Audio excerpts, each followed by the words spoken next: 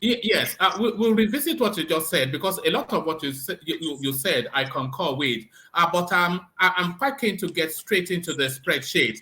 So the spreadsheet, a lot of people have been sending in spreadsheets. A lot of people have been sending in spreadsheets, and notably, no obedience sent in any spreadsheet. Or I have to say that.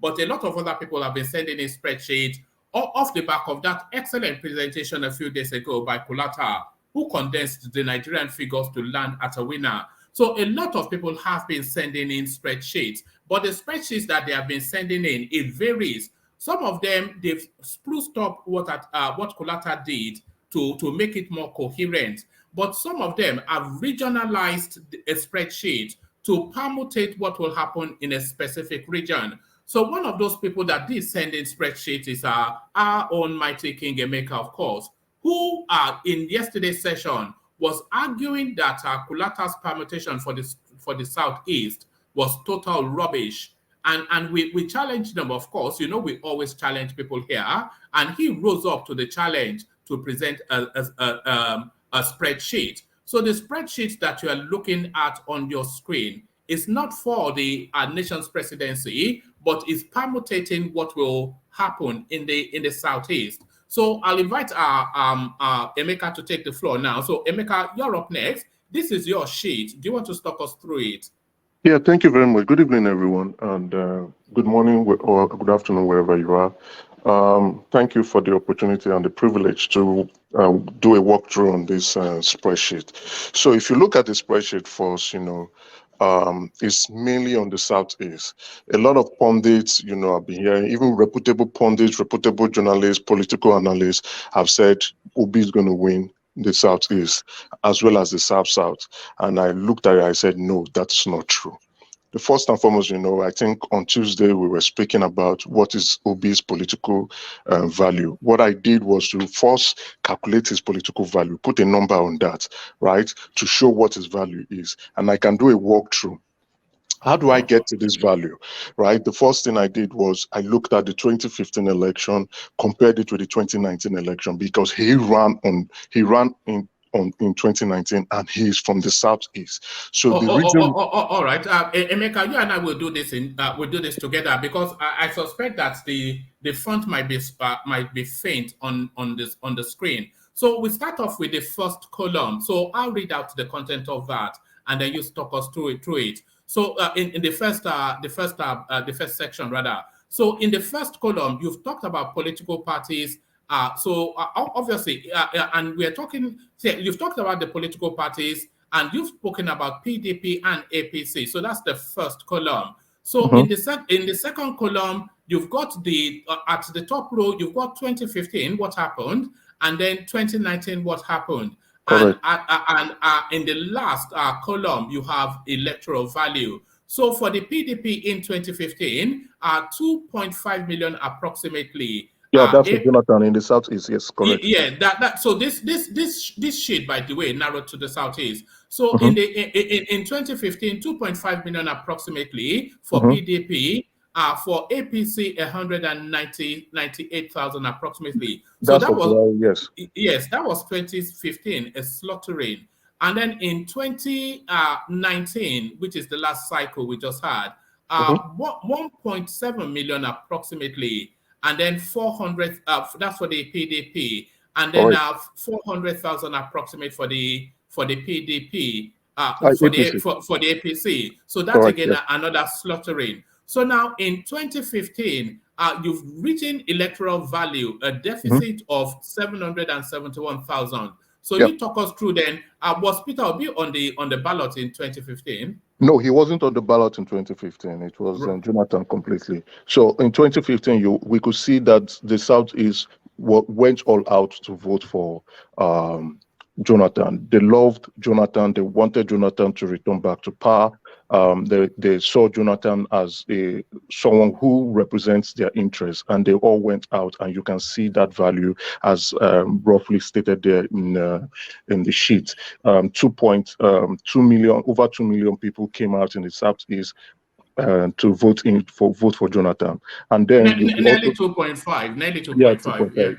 And also, you could see that APC, regardless of what they're saying, the story sold to the Southeast about Buhari really worked, and they didn't want Buhari. As a matter of fact, even if you go to Anambra State, the entire state of Anambra, only 17,000 people voted for Buhari, right? And I would say that's probably the party members in APC then.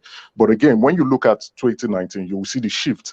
Rather than the APC, rather than the PDP, who came out during 2015 to vote very, very well for Jonathan, and despite the fact that they had a VP president in Peter Obi, you understand, they didn't buy it. Peter Obi was not a good market to them.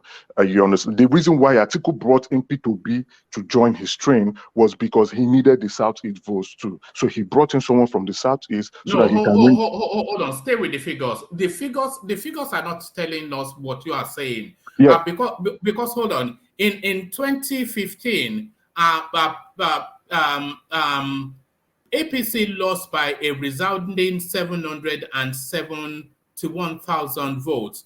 But in 2019, when they had Obi on the ticket, he was able to bring in a respectable 205,000 votes. So that's not Obi. No, that's not it.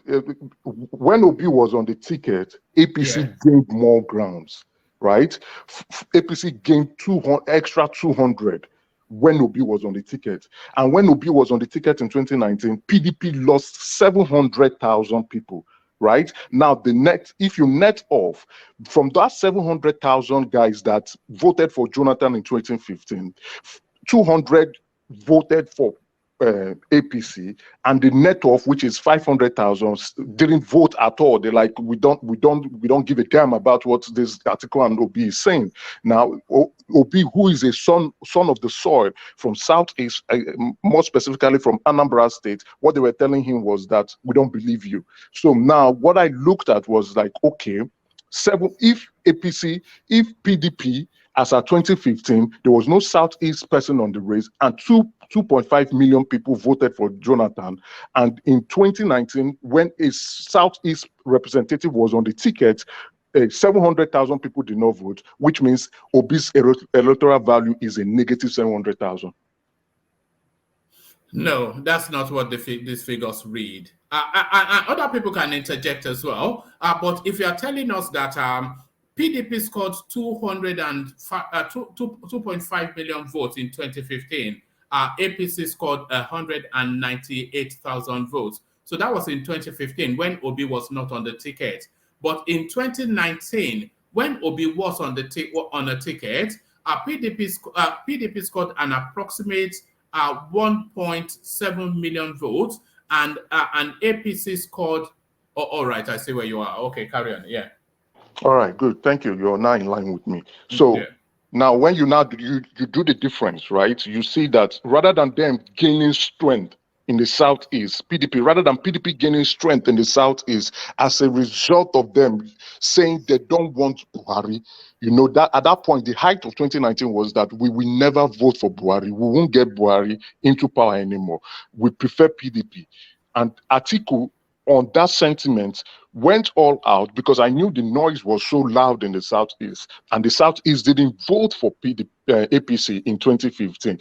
Atiku went all out and got in a Southeast representative into the ticket in the form of Peter Obi. Despite that, they lost 700,000 votes. 700,000 votes. And despite that, Buhari gained, or APC gained extra votes in comparison to what the settlement was all about. And I looked at it, the net off, which is 500,000 people said, hell no, regardless of who is on the ticket, we are not going to vote. But out of the 700,000 people that did not vote for PDP, 200,000 people looked at it and said, let's go with Buhari, regardless of who is on the ticket in PDP. So I said, then the electoral value for Obi is negative, and it's in the negative of 700,000. So currently now, Obi is negative 700,000. So whatever he's trying to gain in the Southeast should wipe off the 700,000. No, hold on. Stay strictly with the figures. Don't give opinions. Stay with the figures. Okay. All right. But the figures as you have brought them now, hopefully you can see them sufficiently on your screen. We had because we can only go by the two succeeding elections Obi and So Obi in play, and exactly. So anybody can, this hold figure. on. Okay. Can you hold on? This has to be conversational. So just bring the tempo down a bit. So what we are saying is that when Obi came on the ticket, the Southeast the more votes towards Buhari, and even after experiencing Buhari for 4 years and also having their son on the ticket, that's what the figures are showing, Emeka. Yep. So Oh, when a son from the southeast was on the ticket in 2019, we should be seeing an appreciable movement or almost similar to what Jonathan, who is not even from the southeast, got, right? We should be seeing maybe a 2.5 or a 2.7 or even 3 million people coming out resounding to say we want to put in our person in power, you understand, from the southeast. That is what is expected. I hope anybody would come in to critique this. These are verifiable figures and objective figures that I did not manufacture it. Now, but regardless of that, I saw someone in the comments saying, but we should not forget that 2019 Buhari was the ruling, APC was the ruling party. I agree with that, but again, the sentiment at that time, the height, the crescendo in 2019 election, from 2015 to 2019, people have said Buhari has failed. And the Southeast was saying, we will not vote you. You have failed. We will not vote for you. I remember clearly then. But again, regardless of that, 700,000 people who voted Jonathan in 2015 refused to vote for Atiku/Obi in 2019. And that is a statement. Now, out of that 700,000 people that refused to vote for Atiku/Obi, Obi more specifically, because that's the reason why he was brought on the ticket, 200,000 of those people voted for Buhari. And then 500,000 people went about their business. All right. Before we move to the next part, do people concede that argument? One man, I can can I? respond to him. One man, let me respond to him. One man, Hold let on. me speak, please. No, let's hear from Uptown first, and then you come after. Okay. Okay, thank you. Go ahead, Uptown. Uptown. My brother Emeka, welcome to the platform. I listened to you yesterday, so let's just get straight to it. So you raised 3 concerns in your submission. Now 3 concerns was what I was able to deduce from your analysis.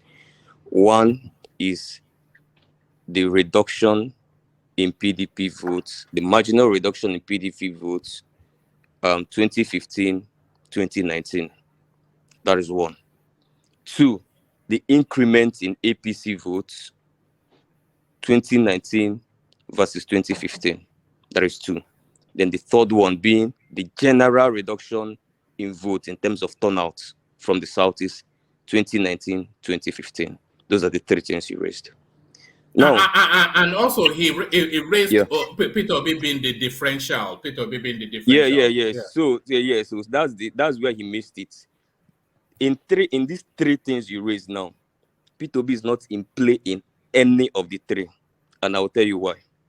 In none, not one of the 3, not one. Now let's take it one by one. The first one is the reduction in PDP votes.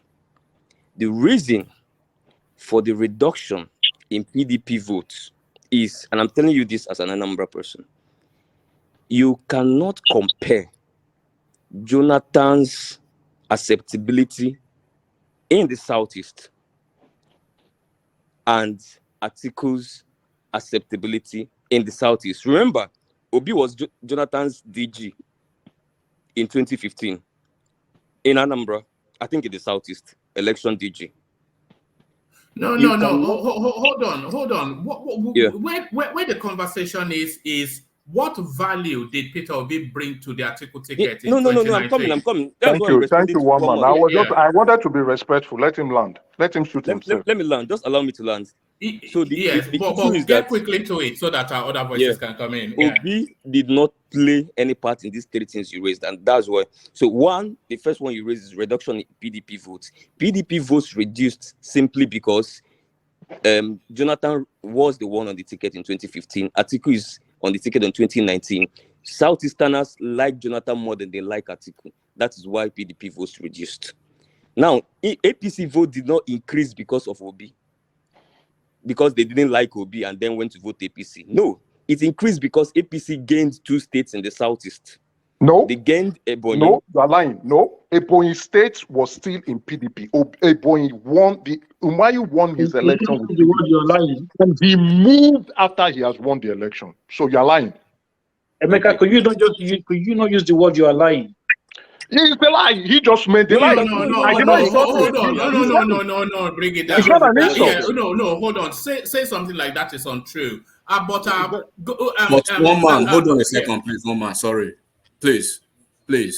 You don't need to over manage this platform. Somebody was calling this guy lies and they called him everything. No, I don't want the session to degenerate. Okay. So let's lie. I don't believe. I'm not supporting him, because what I was trying to say earlier is that I know and I can tell he knows politics, and we all know people who know politics on this platform. But I can say it categorically without wasting anybody's time. Right? Obi is going to take Southeast. Forget about that. No. That we will conclude that at the end of Emeka's argument. But Emeka, you're still in play. But hold on.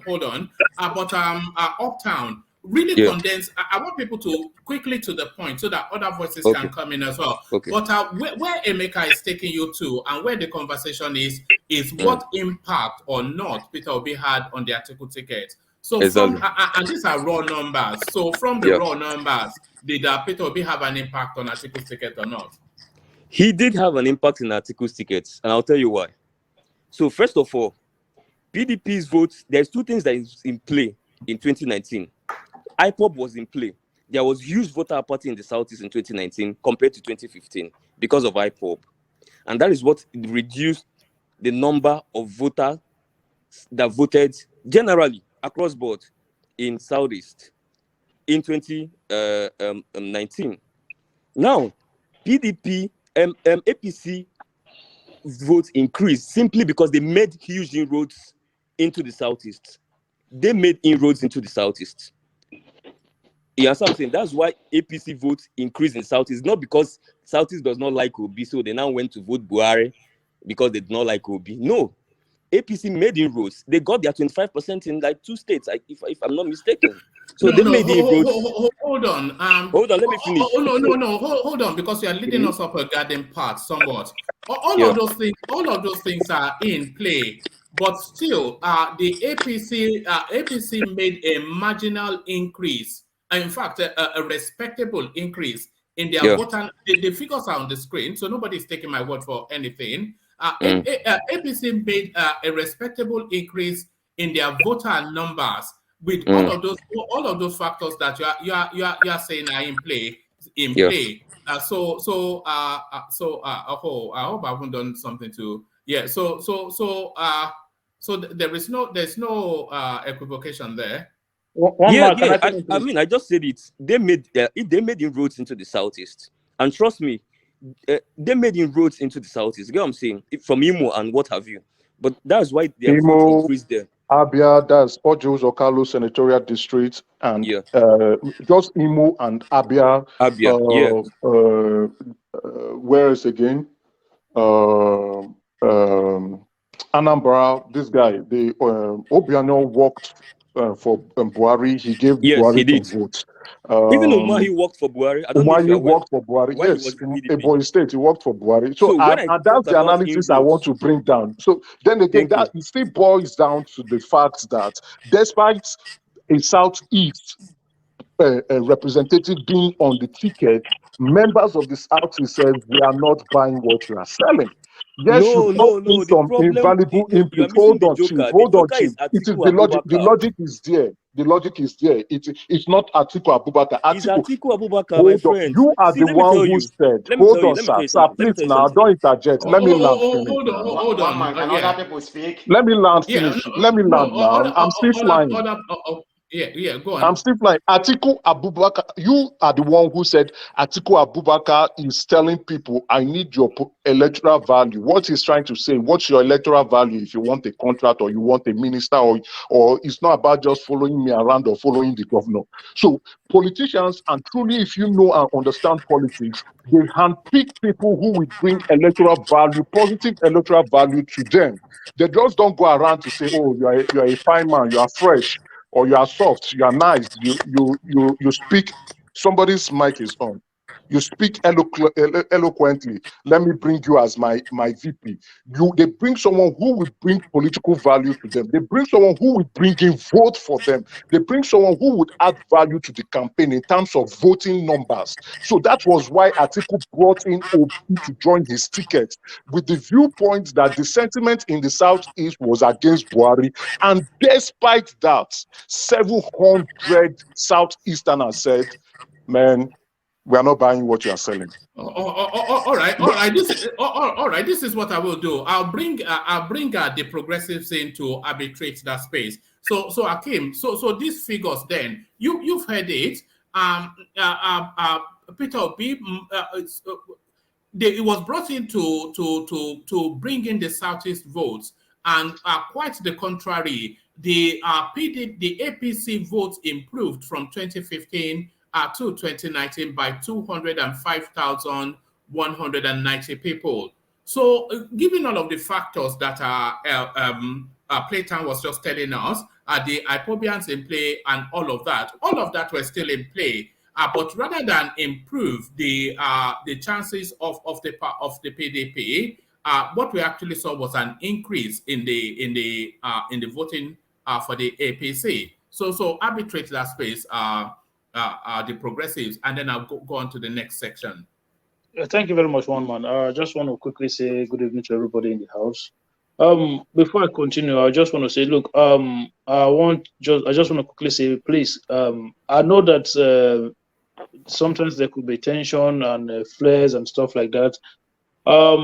We don't have to use some certain language to address ourselves. It's not like when somebody make a wrong statement, sometimes it's not like intentional. It could be that these people are devoid of the right set of information. All you have to do is just say, look, that is not the correct figures. Those are not, or that was not right. To say somebody is a liar, I don't really want us to be going in that direction.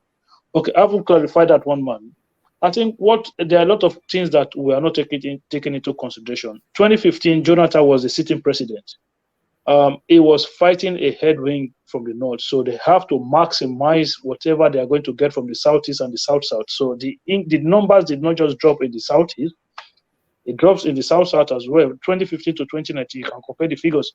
So Jonathan, knowing that there is a lot of problem coming from the north, they put a lot of resources in the southeast and in the south-south to make sure they garner as much vote as possible to see they can counter whatever is coming out from the north. So that one is one part of it. 2019, PDP was no longer at the center of power. So you don't expect them to perform the same way they did, regardless whether Obi was on the ticket or not. On top of that, you have to look at the activities of IPOB as well.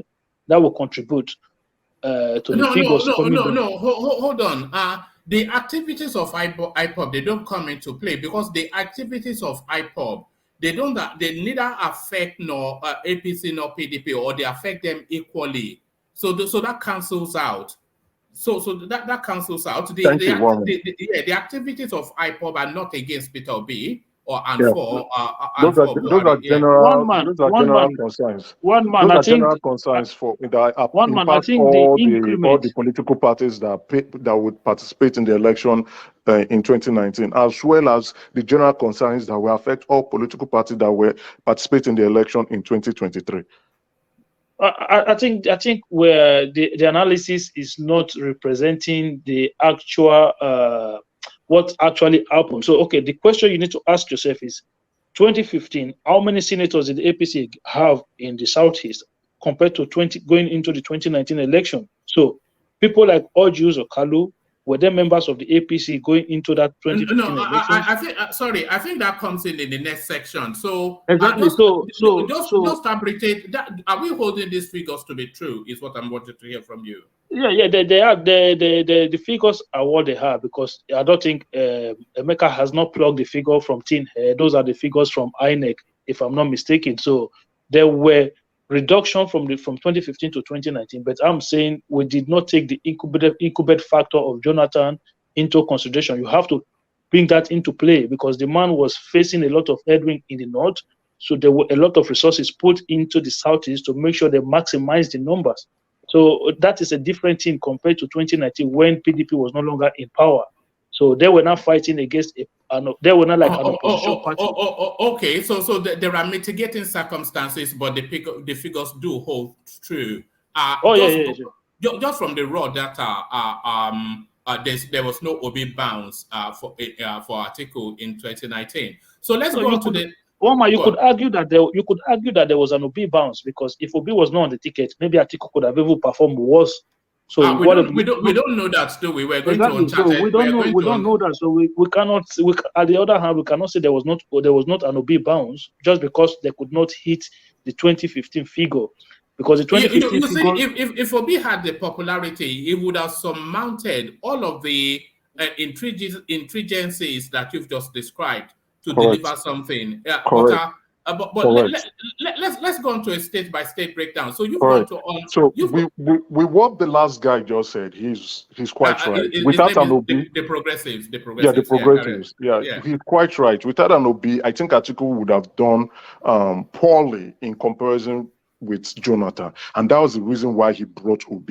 But again, I think many of the listeners lost my train of thoughts, or my logical train, what I'm driving as, that OB had a value. That was why it was put on that ticket. But that value was not sufficient enough in comparison with PDP as at 2015, to the point that rather than a party that had a huge grievance and sentiment against the current ruling party, they made headway.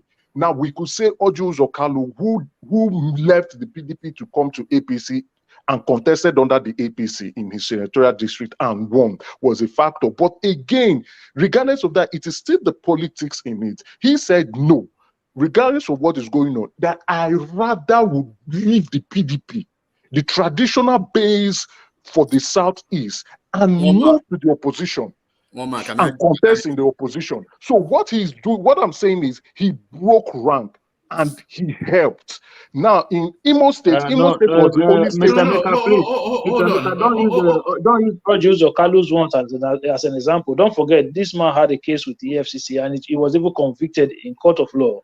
So the fact that Orji Uzor Kalu is housed as a free man as we speak, that tells you that all of this was a coon case. It was all planned from day one. That is still the same thing again. Exactly. That to the point that he believes that Atiku will not win. All right. Sorry.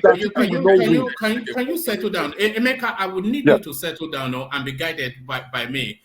So I don't want us to spend too much time on this because I think we have Kulata on now. So I want us to go to the national space, but I want to run through Emeka's figures. So Emeka,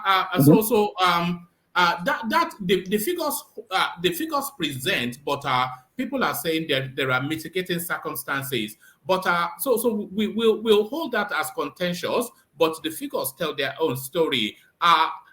For all that it says, it was a net loss or beyond that ticket. That's what the figures say. But there were mitigating circumstances, is what the counter argument is. So the mitigating circumstances are yes, we consider that as well. So now run us through at pace now from Abia State. So take us to Abia State. Okay, before I do this, I will just take 1 minute to just do a sum up so that everybody can be in line when I'm doing the states. Well, let me do a run up. So you will hold the thoughts, please, sir. So now what people don't understand, I know those who are here are very intellectual politically. They understand what structure is. People who say the structure does not matter, I don't know why they say this. Maybe they are saying it probably just to cast aspersions, but they must realize that structure really matters. In an election, guys, the guy who wants to ask me a question, let me ask him a question. Sir, during February 25th, 2003, how many elections will take place that day? Before I answer your own question, let me ask mine real quick. I just want to get something clear, very, very clear. I think I've not had the opportunity to ask you frontally. So I want you to tell me yes or no. Are you telling me that Peter Obi is going to lose the whole of Southeast? Is that the answer? Is it yes or no? That's my question. Correct. All right. Okay. So now let him carry on to present the argument. I've asked this question, and let you answer mine. Don't make me step you down. Be guided by me, for goodness sake. Sorry, Emeka, I'll need you on board with this one. So just be guided by me. So take us then to Abia State and talk us through. Okay, there will be two elections that will occur in every presidential election. The presidential election comes first before the others, right? There will be two elections: the presidential and the senatorial election. So now, what plays within that circle, like in all states, there are 3 senatorial districts, right? Why is broken down that factor? So it's part of the structure.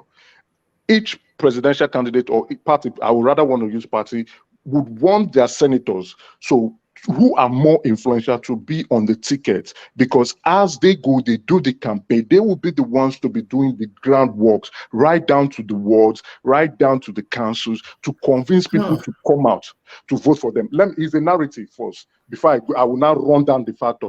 They can read through. Is the narrative, so they can get the picture. So the senators, you have to have a senator of huge, immense influence that would influence the voting pattern all through to the presidency. That's what really happens in all our election. Exactly. So if your senator is not strong enough, it will affect the senatorial candidate's chance of going into the Senate, as well as the voting count for the presidency. Because what they tell their people is sometimes, except with the exception of a few candidates, they will say, please vote PDP across all board, from Senate down to presidential. And you can hear that from Wike's statement when he says that, and say, but for presidential, I will tell you what to do. Now for Anambra, for Abia State, the first one, Oji Uzor-Kalu, right? He moved to APC, he got Buhari approximately 90,000 votes. For 2023, he's going to win his senatorial district. That base is very strong.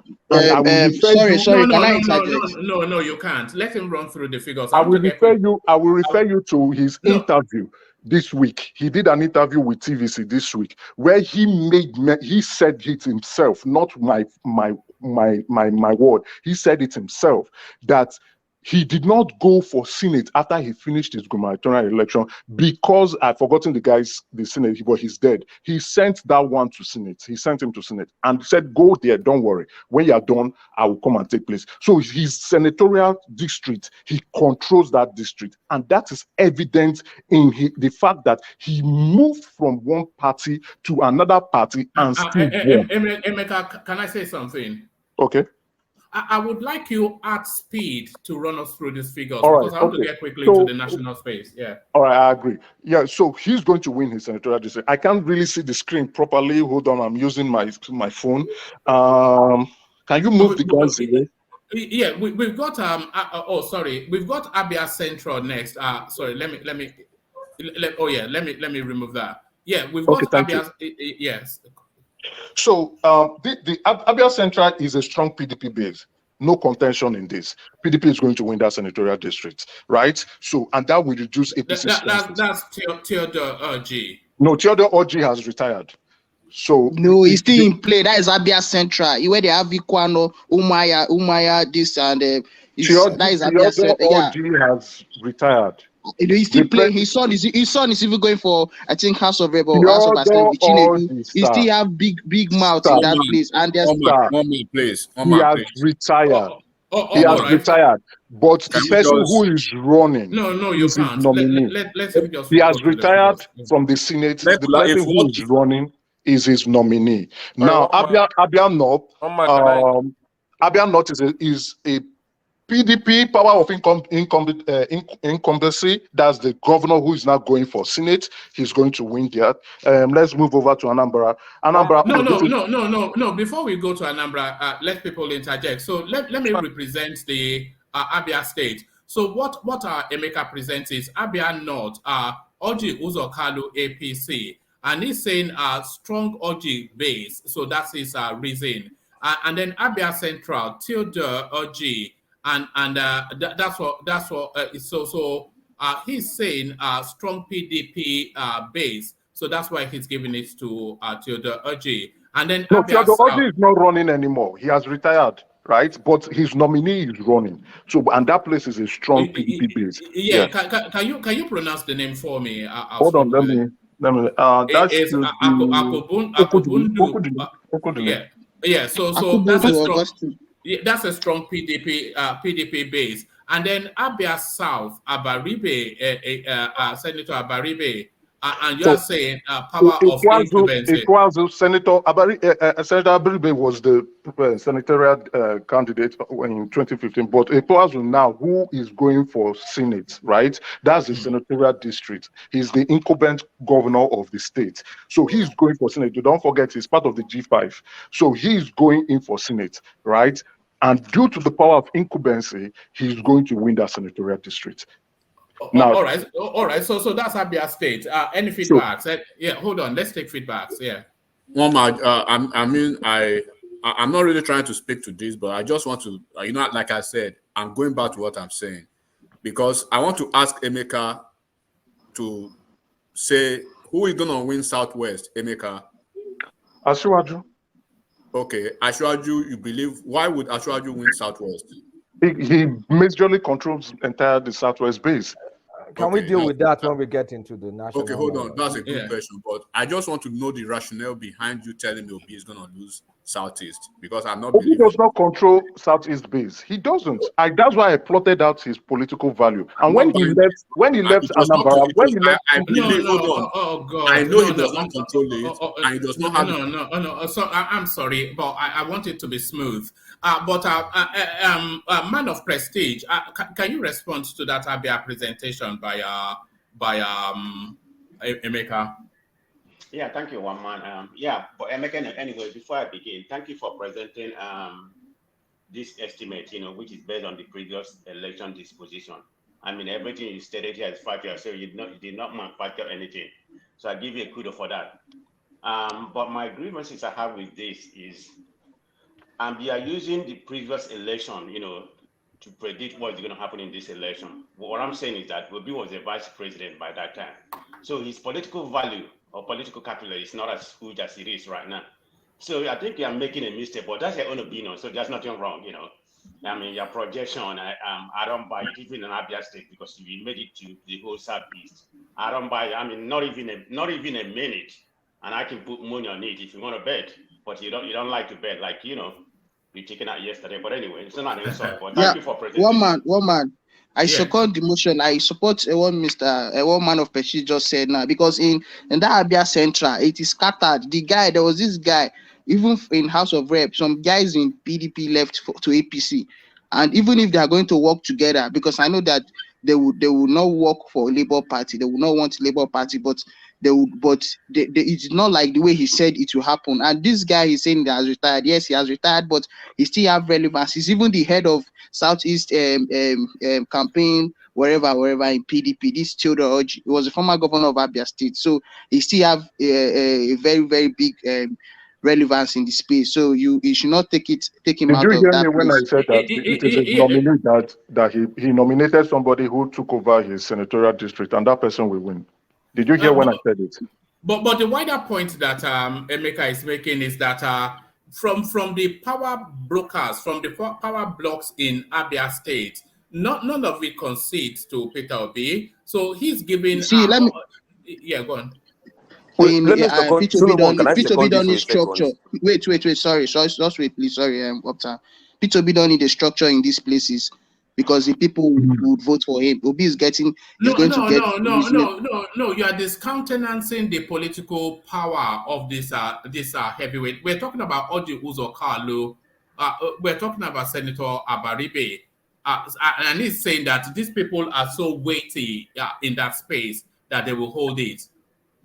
Yeah, I'm not saying people are not going to vote for Can I say something? P2B. Sorry, sir. Let me just qualify his statement. I'm not saying Southeasterners won't vote for P2B.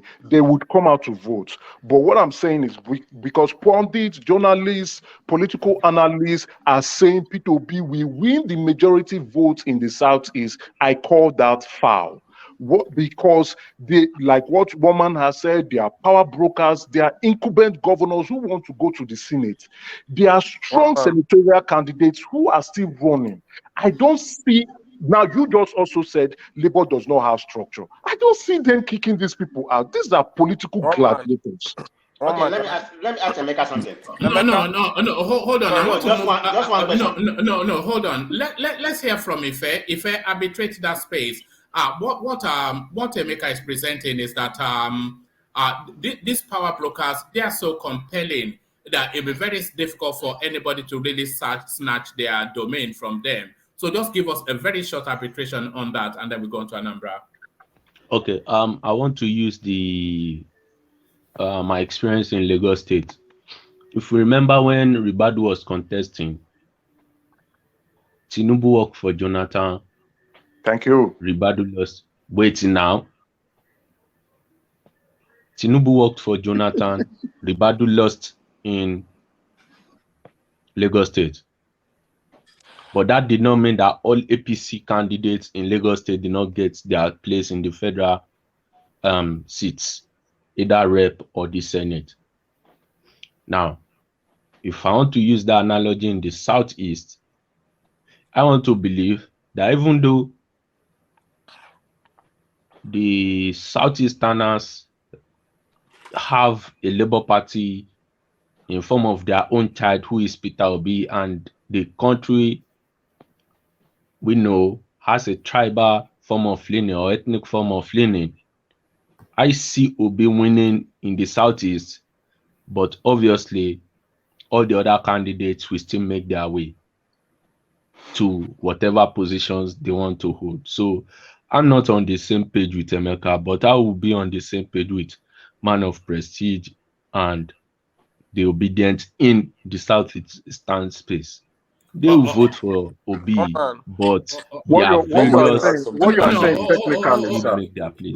What he's saying technically is that there would be anti-party in the Southeast. That's what he's trying to say, right? There's already anti-party in the Southeast. I know there's already anti-party in the Southeast, but again, that will only be visible if the Obi has made promises to them. But let's not forget, when Obi left Anambra, he left alone.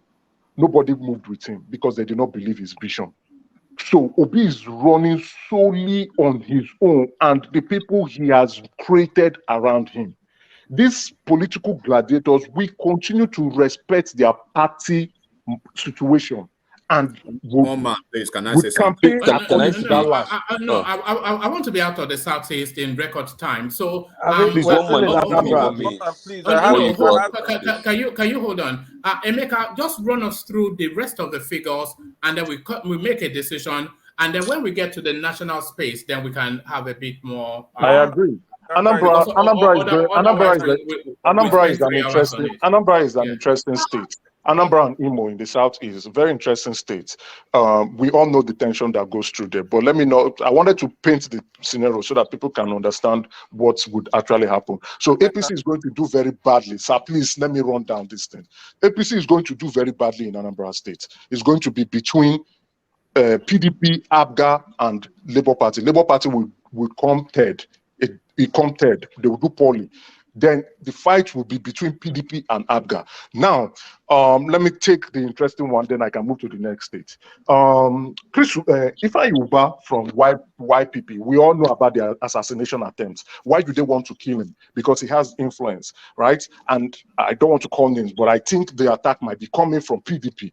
to take him out. But again, there's also a strong candidate in Abga. I'm seeing this place going to the courts, but at the moment, I will give it to Abga. But I'm seeing it going to the courts. The court might actually decide who becomes the senatorial district, right? Now, which other interesting one is here again?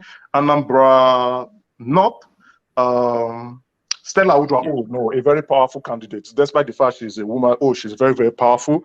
I'm giving it to PDP. I'm giving it to her. She would fight vigorously, and I think she's contesting against the wife of the former governor. But I think she's going to win. She's very strong. And then the next one is Soludo's candidate, his nominee, right? So I'm giving it to Soludo's candidate on this one because Soludo is trying to build. If you looked at he did an interview yesterday in Channels. He's trying to build a regionalized power structure. So I will give it to his candidate. As a matter of fact, what we go on in Anambra we show the future of Soludo's political relevance, where he's going, the direction he's going. He might be able to win all the entire Abga for the senatorial district, right? To have more representation in the Senate, as well as he openly he's supporting Atiku. So he will deliver Atiku, he will deliver Anambra to Atiku and deliver Abga, in my view. Or those candidates who are running will show that they are more powerful enough than a governor, than a sitting governor, and return back to the Senate. That's why I say Anambra is an interesting state. Please put an eye on Anambra in the 2023 election. My eyes will be on Anambra specifically for this purpose. So just to be clear, you are talking about in the senatorial spaces, you are suggesting that Soludo will deliver to Abga, but then deliver at the presidential space to Soludo is supporting Atiku. He is supporting Atiku. So he's supporting Atiku. He will deliver Anambra State. Though yesterday he said Obi might win because he learned quickly from his previous interview and publication the attacks that he got. So when they asked him, they wanted to ask him, he laughed and he told Shehu, "Don't push me. If you push me, I'll push you hard." But Obi might win Anambra.